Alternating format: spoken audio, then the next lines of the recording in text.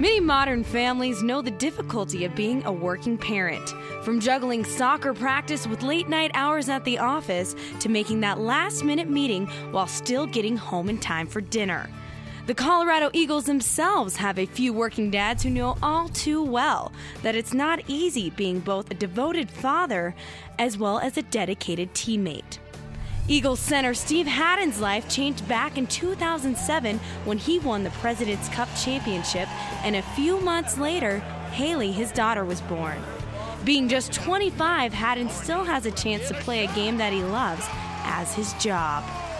For the most part, it hasn't changed the way I don't think I play, but I think it's changed my perspective on life and the little things. Like I said, when we go away and we're gone for 2 weeks, it's like Haley's already in the first grade and she was born yesterday. It's like, you skip a month sometimes.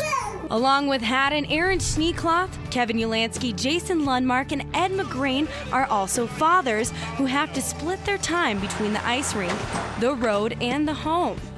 But when they start to miss their families, the dads can turn to their teammates for support. Well, you know what, Schneekloff, his son Gabe is, I think, just a couple months, almost a year older than Haley. So he's like a step ahead of Haley. So I kind of know. I always ask him what's going on with Gabe, and he kind of gives me the 411 what's going to happen with Haley. What to expect so I know next. that. So I'm like, hey, we got to be ready for this. It's potty training. We got to do this. But it's definitely nice to have other guys on the team with kids and.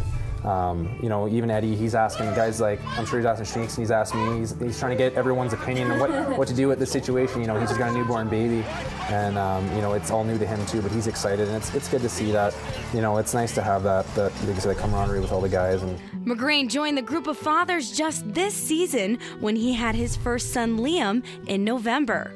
It kind of worked out perfect how, we kind of went in at the right date and that. But yeah, it got to that point where it's like, you're looking at the calendar going, oh man, like this could actually happen. And then we actually had to go on the road for a week and it was hard. It was probably the hardest road trip I've ever been on just because he was new and I had no idea how she was doing because, she went through a pretty rough time. So it was tough. And especially tough when, she's sending pictures every day and it's just like, you kind of feel like a deadbeat almost, Just off on the road. This baby's not going to know who I am, so. Being on the road for weeks at a time can be tough, but the players make sure to set aside time to call their families as often as they can.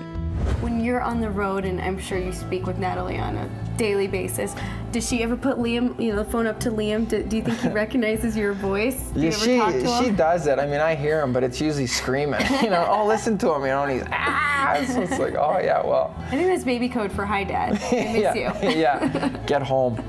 Yeah, Danielle sends me videos of her with technology today. She sends me videos, and it's I don't miss too much, but you still, you miss a lot of the little things that you don't get to see. For Kevin Ulanski's daughter, Kaylee, relocating and spending time behind the scenes were just another part of growing up. She enjoys it, I think more so now than when she was younger.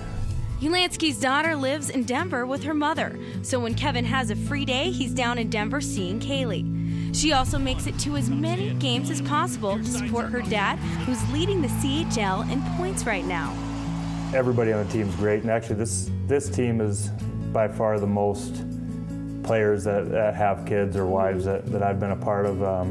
So it's nice to kind of know other people are going through similar stuff, and having her live in Denver is hard as well, but like I said, it's close enough where I can get down there a couple times a week, or she can come up and spend a weekend with me. And splitting time between their family and their team is difficult, but if you asked any of them, they wouldn't change it for the world.